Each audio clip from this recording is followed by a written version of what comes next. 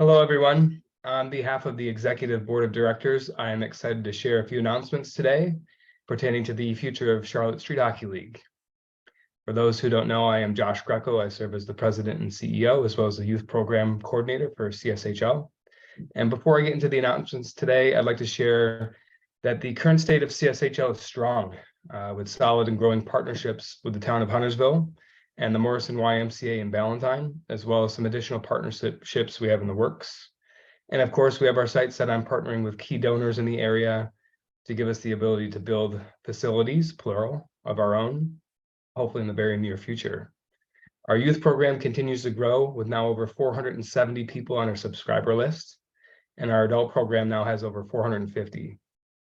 In the coming weeks, we will be sharing the construction plans and an overview of our return to Waymer Park in Huntersville, where the Huntersville Parks and Rec Department has officially committed to over 90% of the financials necessary to retrofit the basketball court to a hockey rink. That's right.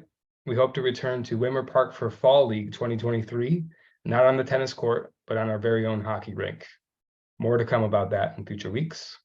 And one last thing before I get into the three announcements today, just some brief information background to make these announcements relevant for those who are either new to the program or don't already know.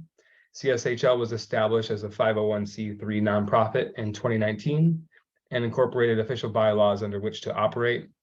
It is the mission of the Charlotte Street Hockey League to provide a program that fosters the spirit of competition, camaraderie, and community outreach to the Charlotte region and beyond, to develop, encourage, and maximize inclusive opportunities for all players and volunteers. At this point, I'll throw up on the screen what the current board looks like. So the board is made up of 6 positions, and here are the current people who serve in these positions. So the Chief Executive Officer is myself, Josh Greco. The Chief Operating Officer is Eric Levine. The Chief Marketing Officer is James Forbes. The Chief Financial Officer is Frank Losey. The Chief Administration Officer is Patrick Martin, and the Secretary is Ethan Pinto. It is our commitment to continue to provide access to recreational leagues and pickups and continue to serve as a funnel to offer a higher level of ball hockey competition with continued expansion of Charlotte-based representation in the National Ball Hockey League. Which brings me to our first announcement. The success of our program has brought on the need for additional manpower to continue to serve the organization's needs. This week, the board unanimously voted to approve additional positions within the organization, which I'd like to share with you now. As you can see on the screen here, the board has been divided into 3 different settings or subsettings, subcategories. The first one is the Executive Board of Directors. And as you can see, the bolded positions are brand new positions. So we're adding a commissioner for the Adult League and a director of youth hockey operations, which will both be attending monthly board meetings under the Executive Board of Directors.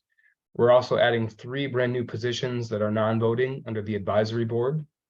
And these people would attend quarterly board meetings. So this is a parent or community member, a director of roller hockey, and a website and social media manager. And then there's also a roller hockey delegation, which is formulated of the director of roller hockey, the chief executive officer, and the chief operating officer. Now, with these new positions, this brings us to announcement number 2. There are several openings coming due over the summer of 2023. So as you can see here, of the 11 positions, 10 of them are now open, and we're accepting applications and interest into these positions.